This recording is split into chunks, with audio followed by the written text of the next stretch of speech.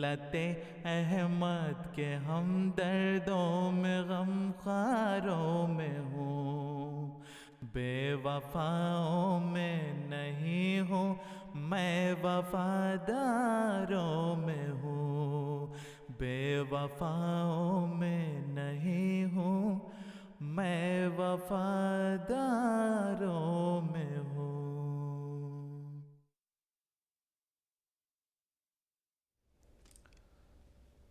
بسم اللہ الرحمن الرحیم۔ ناظرین کرام السلام علیکم ورحمۃ اللہ وبرکاتہ۔ پروگرام تاریخی حقائق کے ساتھ آپ کی خدمت میں حاضر ہیں۔ اس پروگرام میں ہم ذکر کرتے ہیں جماعت احمدیہ مسلمہ کی ان خدمات کا جو جماعت احمدیہ نے اسلام کے لیے پوری دنیا میں سر انجام دی۔ گزشتہ چند پروگراموں سے ہم ذکر کر رہے ہیں حضرت خلیفۃ المسیح الاول حضرت حافظ مولوی حکیم نور الدین صاحب رضی اللہ عنہ کی خدمات کا، جو آپ نے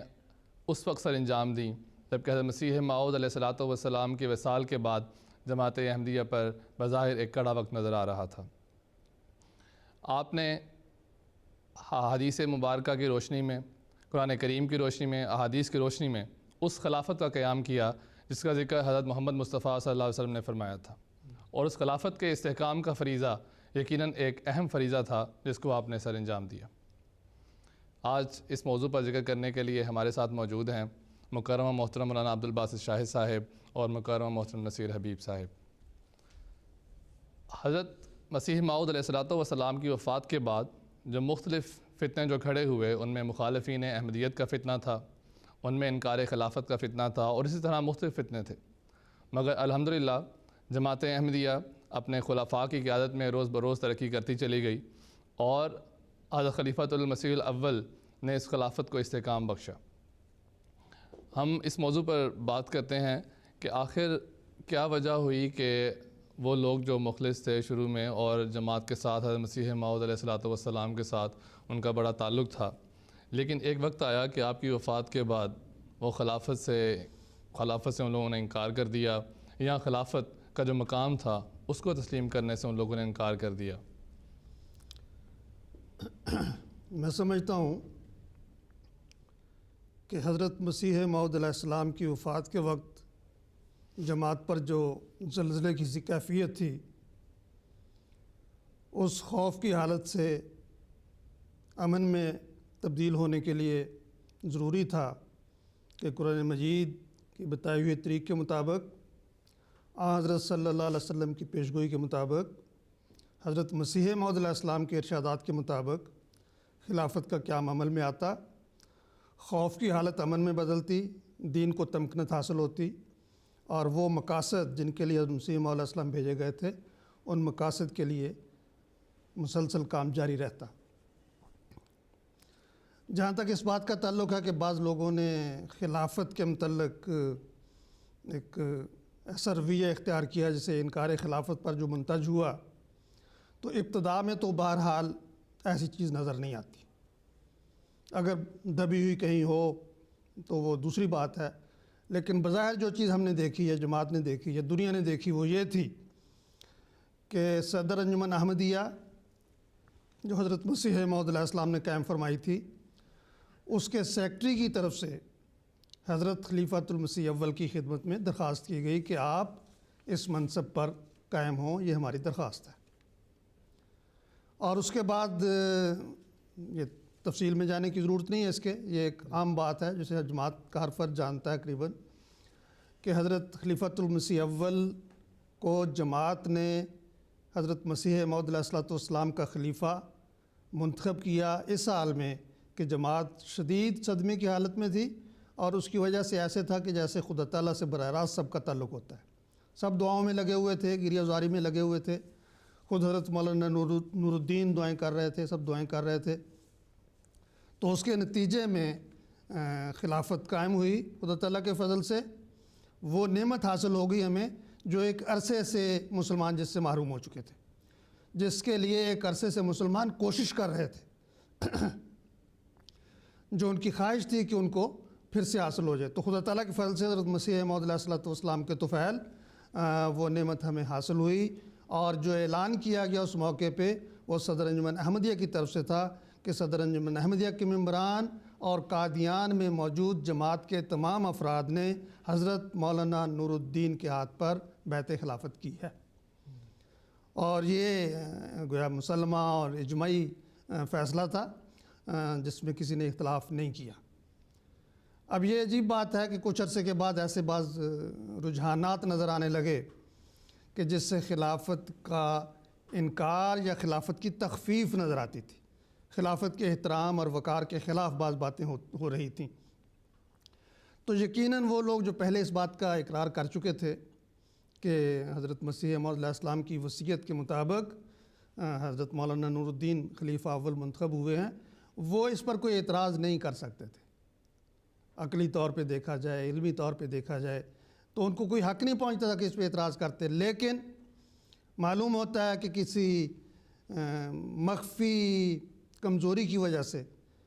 یا یہ کہ ان کے بعض ارادوں کی تکمیل میں کوئی روک پیدا ہونے کی وجہ سے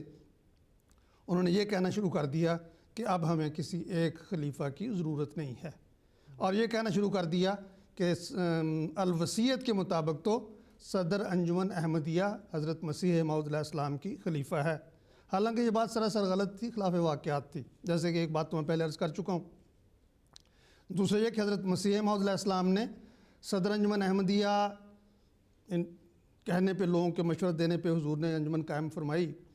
لیکن فرمایا کہ مولوی صاحب کا ووٹ، یعنی حضرت مولانا نور الدین جو صدر تھے صدر انجمن احمدیہ کے، کہ ان کا ووٹ 40 آدمیوں کے برابر ہوگا، سارے ممبر 14 تھے، اور حضرت خلیفہ اول کا ووٹ جو ہے ممبر ہونے کی حیثیت، ممبر تھے اس وقت، وہ 40 ووٹوں کے برابر ہے۔ یہ کہ حضور یہ سمجھتے تھے کہ یہ کام ایسا ہے جو کسی انجمن کا نہیں ہے، اور پھر قرآن مجید نے جو کام بتایا ہے انبیاء کا، خلیفہ تو بہرحال اس کا جانشین ہوتا ہے نبی کا، تو نبی کا کام تو تلاوت آیات ہے، تزکیہ نفوس ہے، کتاب کا اور حکمت کا علم دینا ہے، تو یہ کون سی انجمن کر سکتی ہے؟ یہ کرتی ہے، دنیا میں کوئی ایسی مثال موجود نہیں ہے۔ اور حضرت مسیح موعود علیہ السلام نے حرف آخر کے طور پہ، جس میں کسی قسم کا شبہ نہیں ہو سکتا، جس پہ کسی قسم کا کوئی سوال اور اعتراض پیدا نہیں ہو سکتا، حضرت ابوبکر رضی اللہ عنہ کی مثال دے کر یہ بات پورے طور پہ واضح کر دی کہ آپ کی مراد خلافت سے ہے، ویسی خلافت جو حضرت صلی اللہ علیہ وسلم کے بعد حضرت ابوبکر کے ذریعے قائم ہوئی تھی۔ جیسا کہ ابھی مولانا باسط شاہ صاحب نے بتایا ہے کہ انجمن نے اس وقت اعلان کیا حضرت خلیفۃ المسیح الاول رضی اللہ تعالیٰ عنہ کی خلافت کا، تو انجمن میں تو وہی اکثر کافی ان لوگوں کی تعداد ہے جن لوگوں نے بعد میں خلافت کا انکار کیا ہے، تو اس کی تہ میں کیا وجہ تھی کہ بعد میں ان لوگوں نے خلافت کا انکار کر دیا آگے؟ بسم اللہ الرحمن الرحیم۔ اصل میں یہ بڑی ایک نظر آتی ہے بظاہر بڑی عجیب بات کہ حضرت مسیح موعود علیہ السلام کے وصال کے وقت سب سے زیادہ جو محرک ہوئے ہیں وہ خواجہ کمال الدین صاحب ہوئے ہیں، انہوں نے سب سے جا کے بات کی ہے، انہوں نے حضرت خلیفۃ المسیح اول کو، گو سید احسن امروی صاحب نے ایک بار کہا تھا انتا صدیقی، لیکن سب سے زیادہ جو اس وقت سرگرمی دکھائی ہے وہ خواجہ کمال الدین صاحب نے دکھائی ہے۔ پھر مولوی محمد علی صاحب سے مشورہ کیا ہے، مولوی محمد علی صاحب نے یہ کہا ہے کہ بھئی پرانے احمدیوں کو بیعت کرنے کی ضرورت نہیں، تو آپ نے کہا کہ بھئی نہیں، اس وقت حالات ایسے ہیں، اور اس وقت ڈاکٹر بشارت احمد صاحب اس واقعے کا ذکر کرتے بتاتے ہیں کہ اس وقت عبدالحکیم پٹیالوی نے، ثناء اللہ مرسری نے وفات کی وجہ سے اتنا فتنہ اٹھایا ہوا تھا، اتنا شور شراب کہ ایک زلزلے، انہوں نے فرمایا جیسے زلزلے کی کیفیت تھی۔ ڈاکٹر بشار احمد صاحب یہ ذکر کر رہے ہیں، گھبراہٹ تھی ہمیں، لوگ کہیں گمراہ نہ ہو جائیں، اور انہوں نے بہت زیادہ یہ اس قسم کی صورتحال، اس صورتحال میں وہی انجمن کے ممبران جو ہیں پریشان ہوئے ہیں، گھبرائے ہیں، وہ دوڑے ہیں خود، اگر بقول آپ کے کہ انجمن کو جانشین مقرر کیا ہے حضرت صاحب نے، تو آپ پھر گھبرا کے کیوں دوڑے ہیں اس طرف؟ اور آپ نے اس کا مطلب آپ کا اجتہاد تھا، آپ نے خلیفہ مانا ہے، تسلیم کیا ہے، انہوں نے بھی فرمایا ہے بیعت جو ہے بک جانے کا نام ہے، اور جو شرائط بیعت پہلے ہیں ان کے علاوہ میں کچھ اور باتیں جو میرے دل میں اللہ تعالیٰ ڈالتا رہے گا وہ آپ کو ماننی پڑیں گی، یہ انہوں نے کہا ہے۔ اور آپ نے فرمایا ہے کہ بیعت بک جانے کا نام ہے۔ بات یہ ہے کہ آپ نے اپنے اجتہاد سے، چلیں آپ جانشین ہیں، آپ نے اپنے اجتہاد سے خلیفہ منتخب کیا ہے، بیعت کی اس کے ہاتھ پہ۔ اب آپ کو نہیں پتہ اسلام میں خلیفہ کو کیا مقام ہوتا ہے اس کا؟ جب آپ نے خلیفہ منتخب کیا ہے تو آپ کو علم نہیں ہے کیا مقام ہوتا ہے؟ آپ فرماتے ہیں کہ بھئی یہ وہ بیعت ارشاد ہے، یہ ہے۔ صوفیاء کے لٹریچر میں پڑھ لو کہ کیا ہوتی ہے وہ ان کی بیعت۔ فوائد الفواد کتاب ہے حضرت نظام الدین اولیاء کے ملفوظات کی، اس میں لکھا ہے کہ ایک صوفی کو سزا ملی، اسے قتل کرنے لگے، جلاد نے کہا کعبے کی طرف منہ کر لو، انہوں نے اپنے مرشد کے شہر کی طرف منہ کر لیا، جلاد نے کہا کعبے کی طرف منہ کرو، انہوں نے کہا میں نے کعبے کی طرف کیا ہے۔ تو یہ تو ان کے آداب جو ہیں ان میں جو تصور ہے وہ بھی بہت عظیم تصور ہے۔ تو جب آپ نے خلیفہ مانا ہے تو واقعی خلیفہ ہی ہونا چاہیے۔ آپ نے اجتہاد کیا، ٹھیک ہے، آپ ہی جانشین سی، مان لیا، لیکن آپ نے خلیفہ منتخب کیا ہے۔ اور اس سے آپ یہ سمجھتے ہیں کہ آپ جب گھبراہٹ سے نکل آئے ہیں، جب ان کی شخصیت نے آپ کو ایک اس مقام سے اس نازک مرحلے سے گزار دیا ہے حفاظت کے ساتھ، اور آپ نے فرمایا ہے کہ یہ اللہ تعالیٰ کے کام بتدریج ہوتے ہیں۔ اس میں مثال دی ہے کہ حضرت صلی اللہ علیہ وسلم کو یہ خوشخبری ملی تھی کہ کیسر و کسریٰ کے خزانے کی کنجیاں ملیں گی، وہ تو حضرت عمر کو ملی ہیں۔ تو اسی طرح انہوں نے بتایا ہے کہ یہ بتدریج کام ہوتے ہیں، جیسے وہاں یہ کام بتدریج ہوئے ہیں اس طرح یہ کام بتدریج ہوں گے، اور وہ ہوئے ہیں۔ ان کی رہنمائی میں آپ نے ایک مشکل مرحلہ طے کر لیا، اب جب کر چکے ہیں اب آپ کو یاد آیا ہے۔ بعد میں ڈاکٹر بشارت احمد صاحب لکھتے ہیں کہ یہ اصولی غلطی تھی، اب جب گھبراہٹ دور ہو گئی ہے، امن آ گیا ہے، سکون مل گیا ہے، حوصلہ ملا ہے، تو آپ سمجھتے ہیں اس وقت کیوں نہیں یہ آپ نے ریئلائز کیا؟ جب ایک بار کر لیا ہے، جب ایک بار بیعت کر لی ہے، پھر اسلام کی روایت کا بھی تقاضا ہے، صوفیاء کے لٹریچر جو ہے اس کی روایت کا بھی تقاضا ہے، پھر سب کچھ اب جو کچھ ہے، اب جو خلیفہ کہیں گے وہ ہوگا، یہ سارا گواہ ہے، اس کے بغیر کچھ نہیں ہے۔ انہوں نے بھی یہی کہا تھا حضرت۔ اچھا اب یہ بتائیں، آپ سب سے زیادہ علم قرآن ان کو ہے، اب آپ انہیں بتائیں گے کیا مطلب ہے رسالہ الوصیت کا؟ سب کے استاد ہیں وہ، اب وہ کہیں گے جو وہ بات ہوگی، اب جو وہ تشریح کریں گے وہ تشریح ہوگی، اب وہ جو تفسیر کریں گے وہ تفسیر ہوگی۔ اب آپ نے ایک بار بیعت کر لی ہے، اب آپ انہیں سمجھانے جا رہے ہیں کہ اس کا یہ مطلب ہے، اس کا وہ مطلب ہے۔ تو یہ بات جو ہے وہ انہوں نے اپنی بصیرت کے ساتھ اس انسٹیٹیوشن کو محفوظ کر دیا ہے۔ انہیں پتہ تھا کہ اس کے بغیر جو ہے وہ نہیں ہے، اس مشکل مرحلے سے آپ نہیں نکل سکتے، اور انہوں نے اس انسٹیٹیوشن کو محفوظ کرنے کے لیے، اور انہوں نے یہ کہا ہے مجھے خدا نے بنایا ہے، مجھے کسی انجمن نے نہیں بنایا، یہ خدائی فیصلہ تھا، تمہیں گھیر گھار کے میرے اللہ تعالیٰ تمہیں لے آیا ہے میرے پاس، تم نے بیعت کی ہے میری، یہ اللہ تعالیٰ کا امر ہے ایک، مجھے کسی نے نہیں بنایا۔ اور ویسے بھی جو بیعت اس وقت لی گئی تو خلیفۃ المسیح الاول رضی اللہ تعالیٰ عنہ نے وہ بیعت کہ اسی جس طرح حضرت مسیح موعود علیہ السلام نے جو بیعت لی تھی اسی طور پہ آپ نے بھی ان جو لوگ تھے ان کی بیعت لی۔ دیکھیں میں سمجھتا ہوں اس موقع پہ جو بیعت لی گئی ہے یہ ہمیشہ سے ہم سوچیں، جب سے ذلت کا ادبار کا دور آیا ہے مسلمانوں پہ، اور مسلمانوں کا سب سے بڑا مسئلہ ہے کہ ہماری ہسٹری جو ہے اس کے ساتھ کوئی پرابلم ہو گیا ہے، اور سب سے بڑا مسئلہ یہ ہے کہ اس کا احیاء کیسے کیا جائے۔ جیسے پہلے ہمارے کاموں میں فرشتے شامل ہو جاتے تھے، ہمیں غیروں کے مقابلے میں ایک تائید ملتی تھی، نصرت ملتی تھی، اب کیوں نہیں ملتی؟ وہ کون سے کام ہیں؟ ہم سے کہاں غلطی ہو گئی ہے؟ تو خدا تعالیٰ نے یہ بتا دیا، وہ ہسٹری کا آغاز کر دیا، بتا دیا کہ یہاں یہ رستہ ہے، یہ نقوش قدم ہے، جو حیات آفری ہیں، یہاں سے جائیں گے تو سلامتی کے راستے اور کامیابی کے راستے ملیں گے۔ یہ خلیفہ اول نے جو اس انسٹیٹیوشن کو محفوظ کیا ہے، اور ہسٹری جو ہے وہ چلی ہے اپنی صورت میں، اور جیسے کہتے ہیں بہار آئی تو پھر جیسے یک بار لوٹ آئے ہیں عدم سے خواب سارے جو تیری یادوں سے مشکبو ہیں، یہ تو وہ پرانا دور چل پڑا ہے، وہ تو ایک بار سارا ایک مہک اٹھا ہے، اس سے بڑا احسان کیا ہو سکتا ہے؟ بالکل درست بات ہے۔ صحیح، میں جس طرح بھی ذکر ہوا ہے کہ شروع میں بھی خلافت کا ان لوگوں نے اصل میں جو پہلا جو پبلک اعلان جو کیا گیا ہے وہ حضرت پہلے جلسے کے موقع پر ہی بعض لوگوں کی طرف سے ہو گیا ہے، اور اس کے بعد پھر بعض دفعہ جو انجمن کی جو بعض کارروائیاں ہیں ان میں بھی ذکر ملتا ہے کہ پہلے شروع میں انہوں نے جو فیصلے حضرت خلیفۃ المسیح الاول رضی اللہ تعالیٰ عنہ کی طرف سے آتے تھے اس میں وہ پہلے لکھتے تھے کہ حضرت خلیفۃ المسیح نے یہ فرمایا ہے،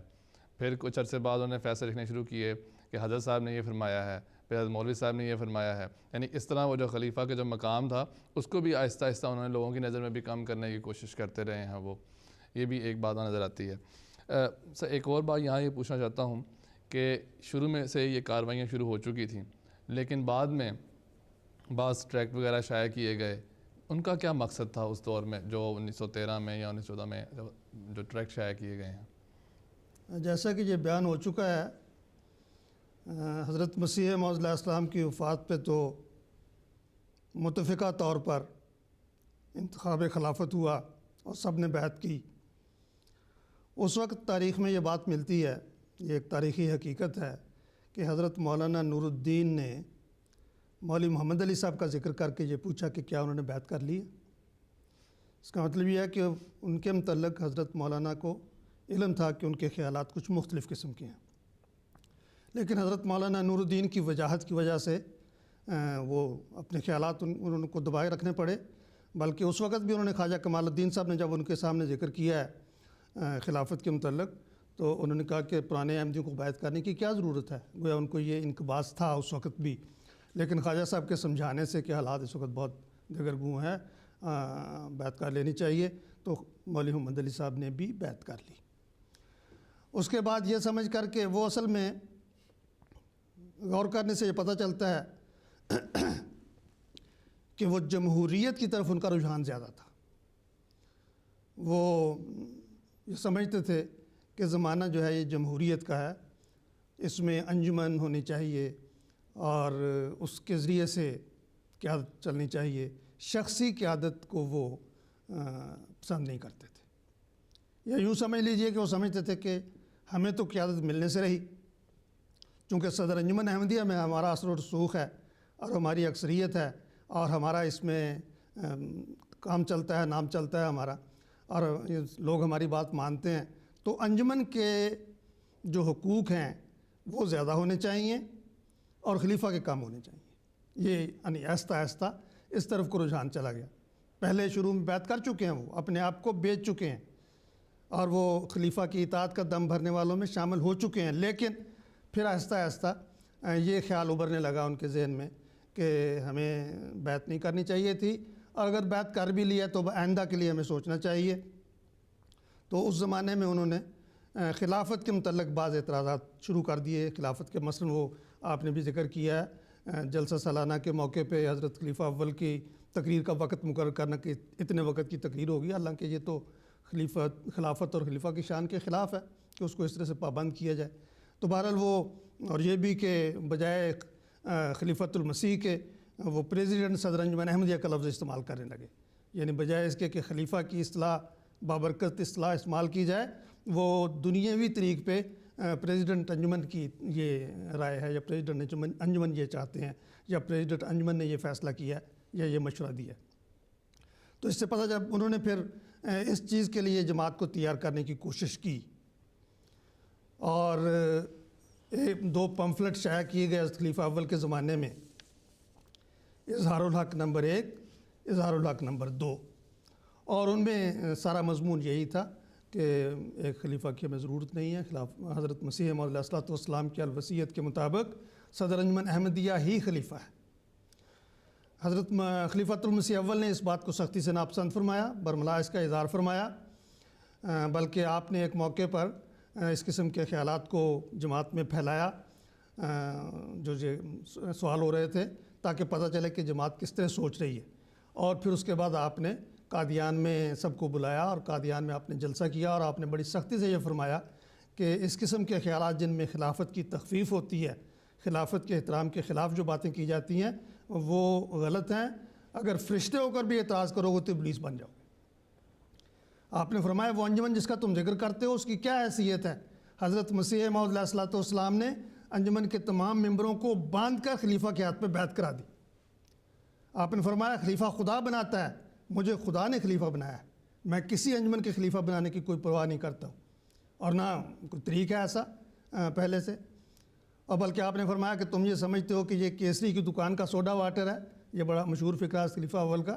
وہ انارکلی میں ایک سوڈا واٹر کی دکان تھی مشہور اس زمانے میں ہندو کی، اور فرمایا یہ کیسری کی دکان کا سوڈا واٹر نہیں کہ جو جائے وہاں سے لے کے آ جائے، خلیفہ خدا بناتا ہے۔ اور آپ نے فرمایا کہ یہ قمیض جو مجھے پہنائی گئی ہے، یہ شرف اور خلت جو مجھے ملا ہے، یہ خدا تعالیٰ کی طرف سے ملا ہے، اور میں تمہارے کہنے پہ اس کو نہیں اتاروں گا۔ تو میں یہ عرض کر رہا تھا کہ 2 پمفلٹ اس وقت شائع کیے گئے، اور عجیب بات یہ ہے کہ اس پہ جو لکھنے والے کا نام تھا وہ لکھنے کے بعد، چھپنے کے بعد کینچی سے کاٹ دیا گیا، یعنی لکھنے والے میں یہ جرت نہیں تھی کوئی جماعت کے سامنے آئے اور اس کو یہ پتہ تھا کہ یقیناً میری مخالفت ہوگی، لیکن انہوں نے بہرحال یہ ایک شیطانی وسوسہ تھا جو پھیلانا شروع کر دیا۔ حضرت مولانا نور الدین کے ارشاد پر انجمن انصار اللہ نے ان دونوں ٹریکٹوں کے جواب لکھے، خلافت کی حقیقت اور اظہار خلافت احمدیہ اور اظہار حقیقت، اور ان میں ان باتوں کا جواب دیا گیا، اور الوصیت کا منشا جو تھا اس کو پورے طور پہ بیان کیا گیا۔ اور یہ بڑی عجیب بات ہے کہ جواب کے دونوں جو ٹریکٹ تھے حضرت مولانا نور الدین نے لفظ لفظ ان کو پڑھا اور ان کی تصدیق فرمائی۔ اس کے باوجود اگر کوئی اس کے خلاف بات کرتا ہے تو وہ تو خلیفہ وقت کی بیعت کو توڑتا ہے، اور یہ ان لوگوں کا یہی طریق تھا کہ وہ آہستہ آہستہ یہی کرنا چاہتے تھے۔ حضرت خلیفہ اول کی بیماری کے ایام میں بھی انہوں نے یہ طریق اختیار کیا، حالانکہ حضرت خلیفہ اول نے جو وصیت فرمائی، پہلے ایک آپ نے وصیت کی، اس میں آپ نے لکھا محمود، اور وہ لفافہ بند کر کے اپنے ایک شاگرد کو دے دیا، مطلب یہ کہ آپ کے بعد حضرت مرزا بشیر الدین محمود احمد خلیفہ ہوں گے۔ اور اس کے بعد بھی آخری جو بیماری تھی اس میں بھی آپ نے وصیت جو لکھوائی، اس میں یہی ذکر تھا کہ میرا جانشین متقی ہو، عالم بعمل ہو، قرآن مجید میں پڑھتا پڑھاتا ہوں، وہ بھی قرآن مجید پڑھانے کا سلسلہ جاری رکھے، شرائط بیعت جو ہیں وہ ساری اس طرح سے قائم رہیں گی۔ آپ کو یہ علم تھا کہ میرے بعد اس طرح سے خلیفہ ہونا چاہیے،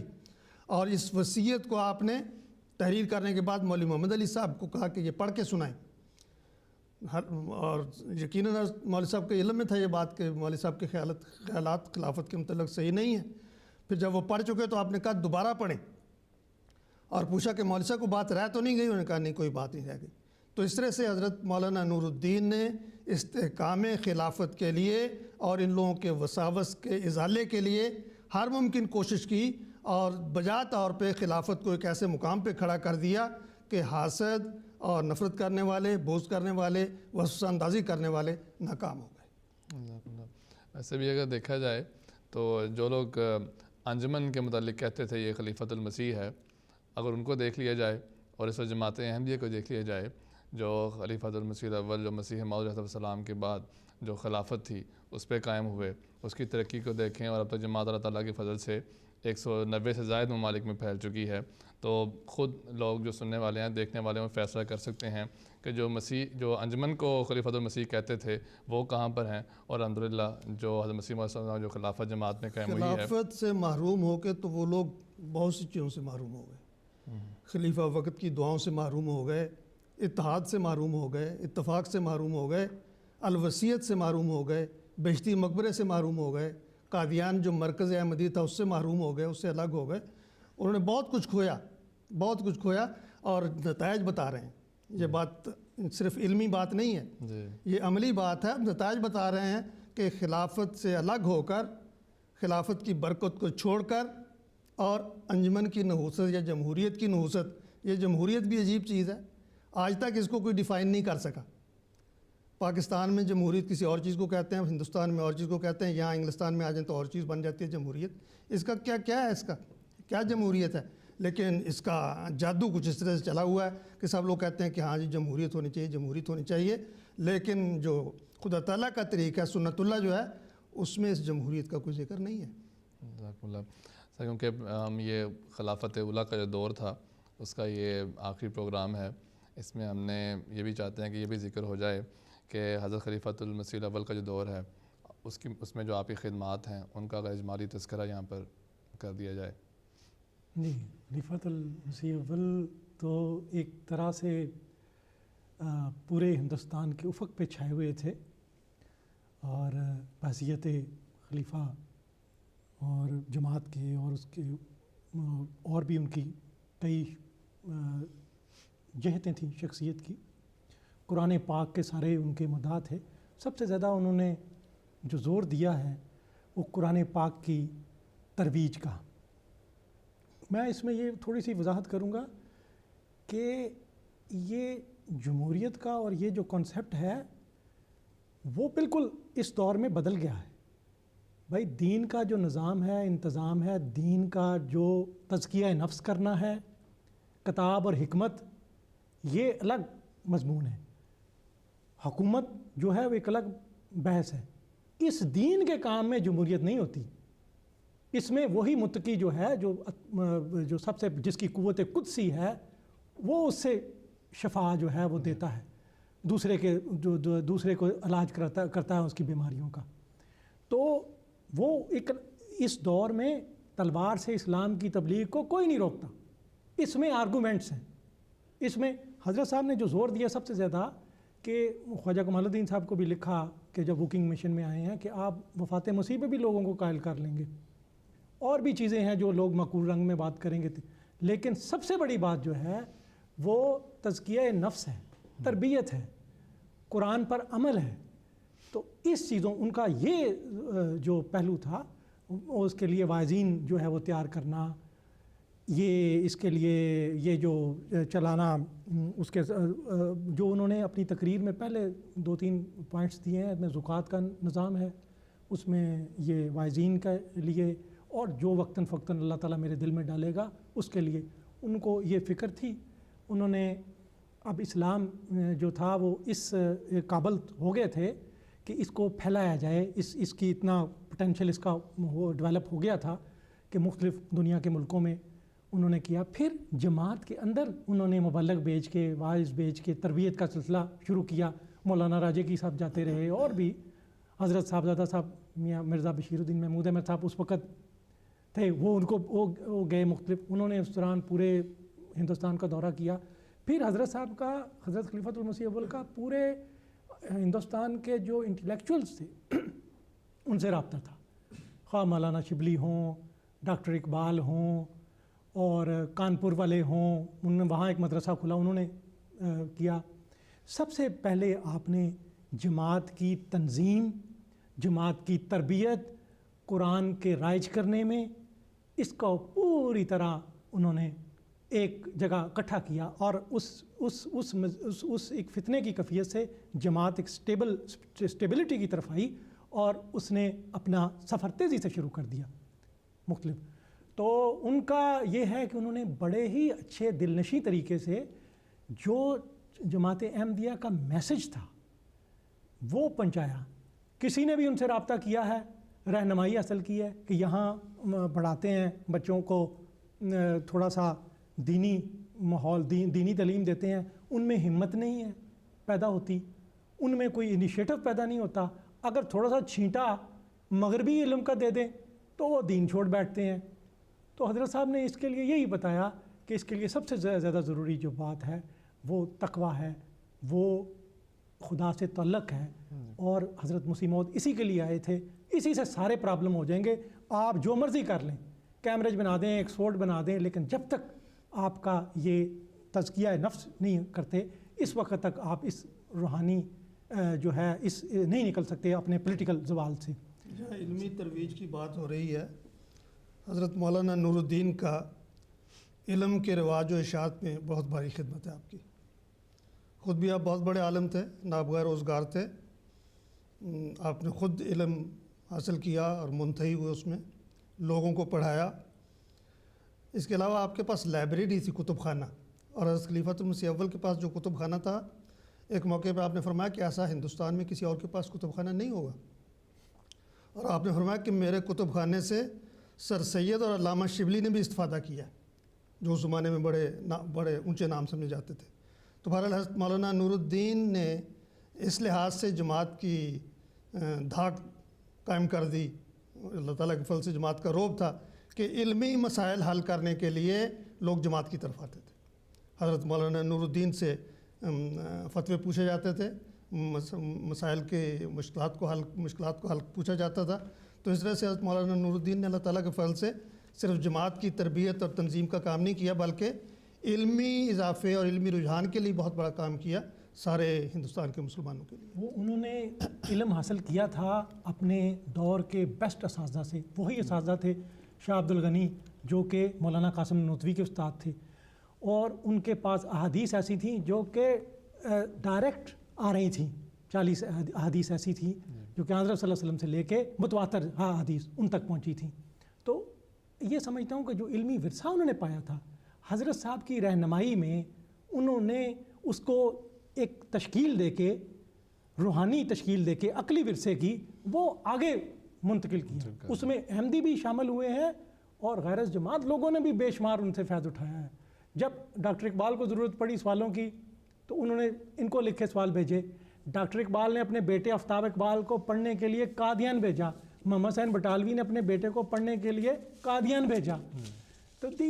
اس ماحول میں کہ یہاں سے ہمیں وہ علم جو ہے وہ ملے گا اور یہ ہمارے بچوں کی تربیت جو صحیح ہو جائے گی. تو ان کے بارے میں سر سید کا چھوٹا سا اگر اجازت دیں تو میں مختصر میں, کہ جب وہ سر سید سے یہ پوچھا گیا کہ جاہل جو ہے علم پڑھ کے عالم بنتا ہے, عالم ترقی کر کے حکیم بنتا ہے, حکیم ترقی کر کے صوفی بنتا ہے, صوفی ترقی کر کے کیا بنتا ہے, تو انہوں نے کہا حکیم نور الدین بنتا ہے. جزاکم اللہ. ناظرین کرام, آج ہم نے آپ کے سامنے حضرت خلیفۃ المسیح الاول حضرت مولوی حکیم نور الدین صاحب رضی اللہ عنہ کی خدمات کا ایک اجمالی تذکرہ کیا, ایک جائزہ پیش کیا, اور اس بات کو بھی الحمدللہ ہم نے دیکھا ہے کہ آپ نے استحکام خلافت کا جو فریضہ تھا اس کو بخوبی سر انجام دیا اور جماعت میں خلافت کو استحکام بخشا. انشاءاللہ ہم اگلے پروگرام میں حضرت خلیفۃ المسیح الثانی حضرت مصلح ماؤد حضرت مرزا بشیر الدین محمود احمد صاحب رضی اللہ عنہ کے سلسلے میں جو پروگرام ہے اس کا آغاز کریں گے اور ان کا تذکرہ شروع کریں گے. اب ہم آپ سے اجازت چاہتے ہیں, اجازت دیجیے. السلام علیکم ورحمۃ اللہ وبرکاتہ. میں غم خاروں میں ہوں, بے وفاؤں میں نہیں ہوں, میں وفاداروں میں ہوں. بے وفاؤں میں نہیں ہوں, میں وفاداروں میں